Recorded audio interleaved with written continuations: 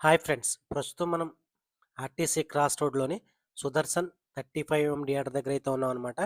So, 35 theatre పక్కనైతే మనకి ఎన్టీఆర్ గారి భారీ కటౌట్ నియర్లీ 100 అడుగుల ఎత్తున్న కటౌట్‌నైతే ఏర్పాటు చేయడం జరిగిందనమాట.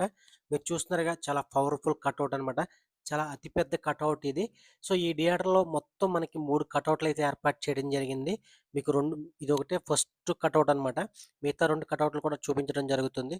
మీరు చూస్తున్నారుగా ఇది అతిపెద్ద కటౌట్ అనమాట. మనకి సుదర్శన్ 35 ముందైతే ఈ కటౌట్ ఏర్పాటు చేయడం జరిగింది.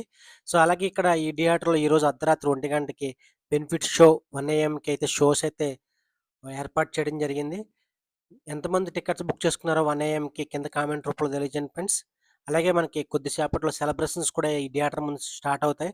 ఈ కటౌట్‌లకి మనకి పూలమాలలేయటం అలాగే భారీ సెలబ్రేషన్స్ అయితే చేయడం జరుగుతుందనమాట.